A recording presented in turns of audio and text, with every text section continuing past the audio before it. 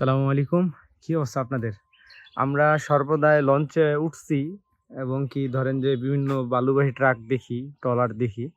তো কখনো আমরা কি দেখছি যে এগুলা কিভাবে বানানো হয়? তো এই দেখেন এটা হচ্ছে আমাদের ট্রলার বানানোর জন্য আরকি এটার মূল বডি বানানো হচ্ছে। মূলত যেটাকে চেচিস বলে আরকি, যেটাকে চেচিস বলা হয়।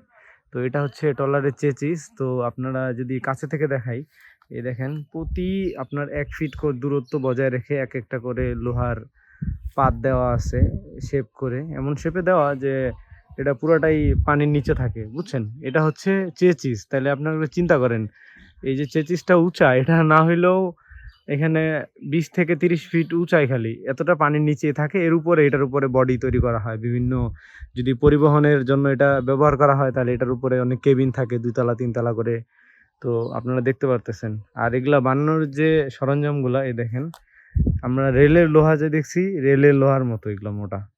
ভিতরের অভ্যন্তরীণ এই দেখতে পাচ্ছেন যে এটা কতটা লম্বা আর ভিতরে কতটুকু আপনার জায়গা।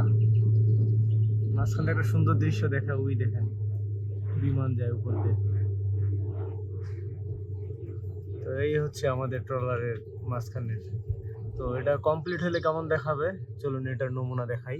যদিও পাশে এখানে তৈরি করা আছে, এই যে পাশে দেখতে পাচ্ছেন এখানে দুইটা বড় বড় তৈরি করা আছে। এগুলা হচ্ছে বডি আপনার তুলনামূলক যদি বলি, এই যে এগুলা হচ্ছে বালুবাহী ট্রলার।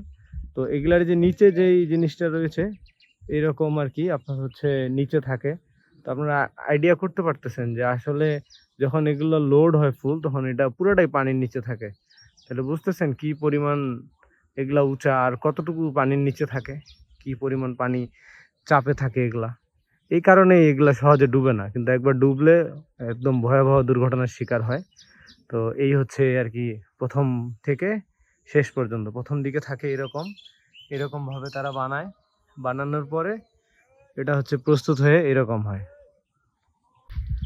চেচিসে ইস্পাত অর্থাৎ প্লেট লাগানোর পরে যে ফুল বডি এরকম হয়ে দাঁড়ায়। এর উপরে বিভিন্ন ধরনের কেবিন অথবা বিভিন্ন ধরনের ২ তলা ৩ তলা করে চেয়ার কোচ বানানো হয়। এতক্ষণ আমরা দেখছি ইস্পাত লাগানোর পরে কেমন দেখায়, কিন্তু ইস্পাত লাগানোর পরে ভিতরের অভ্যন্তরীণ কেমন দেখায় চলুন দেখে আসি। এই হচ্ছে ভিতরের অভ্যন্তরীণের অবস্থা। তো ওনারা দেখছেন কত পরিমাণে এখানে লোহা ব্যবহার করছে। তো এর ভিতরেই মূলত আমাদের ইঞ্জিন, বিভিন্ন রকমের ইঞ্জিন রুম, কেবিন অনেক কিছু থাকে এর ভিতরে। এটাই মূলত বডির ভিতরের অংশ। আর এতক্ষণ আমরা দেখছি বাইরের অংশ।